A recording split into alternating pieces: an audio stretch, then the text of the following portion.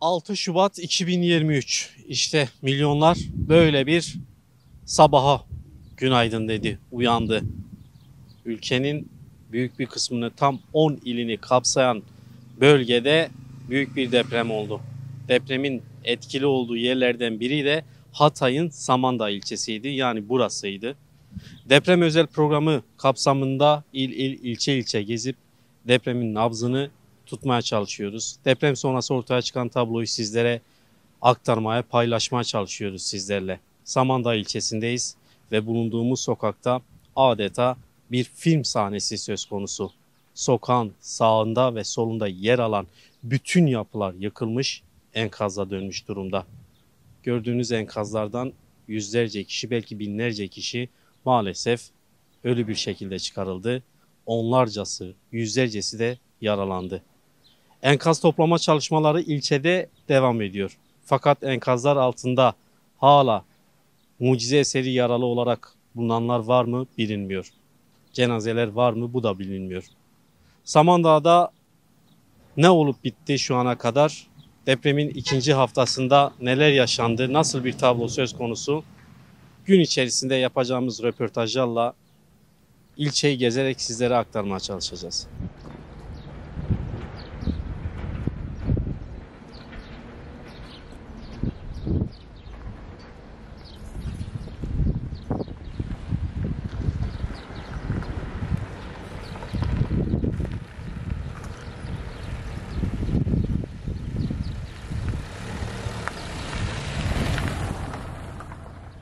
Vallahi iyi değilim oğlum.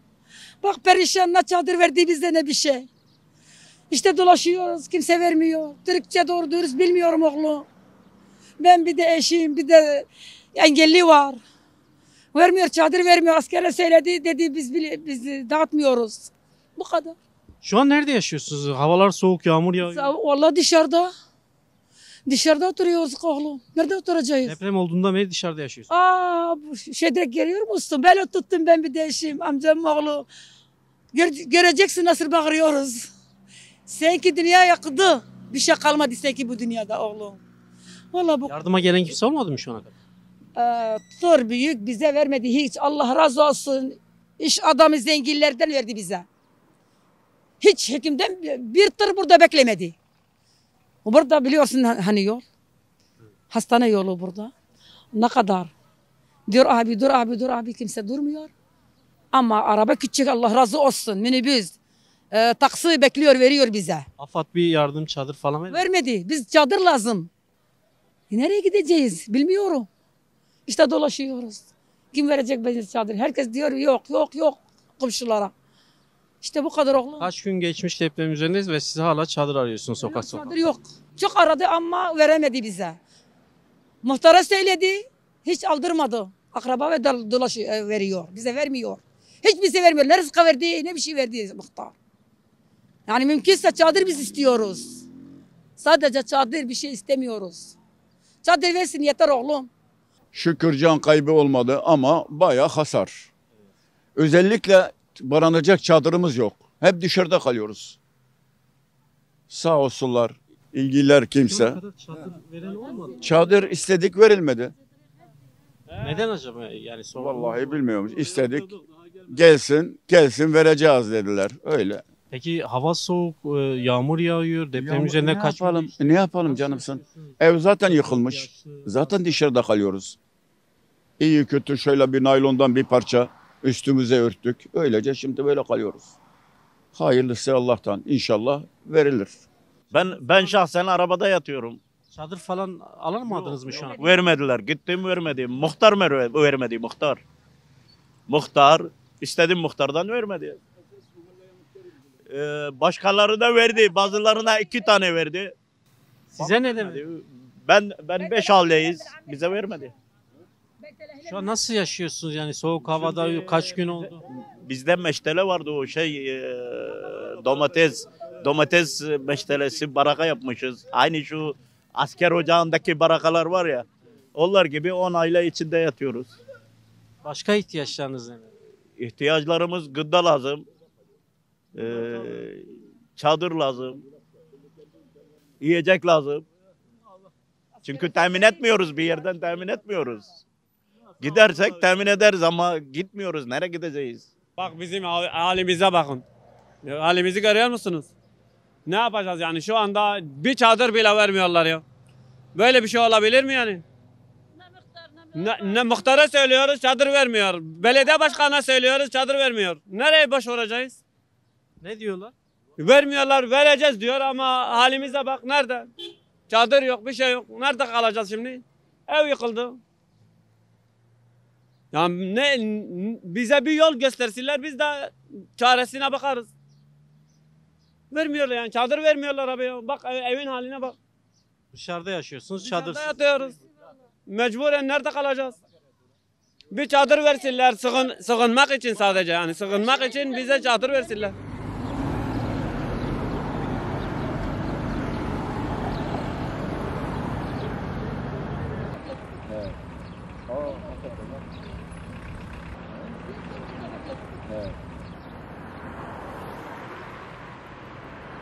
Bakın evim nasıl gitti. 5 çocukla dışarıda kaldık. Yani ne yapacağımız bir naylonumuz var. Onun altımıza serecek bir şeyimiz yok.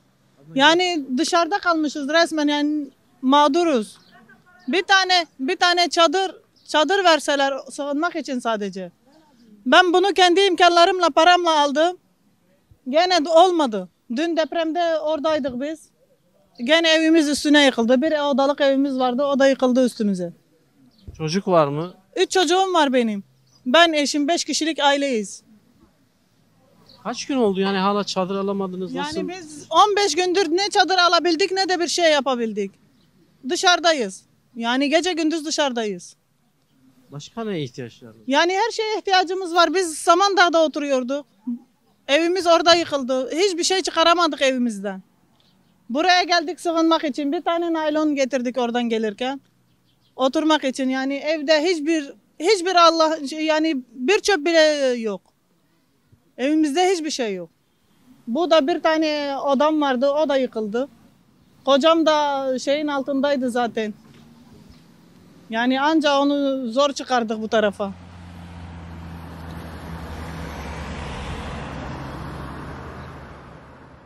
Ne durumdayız? Hepsi yıkıldı. Bütün evler.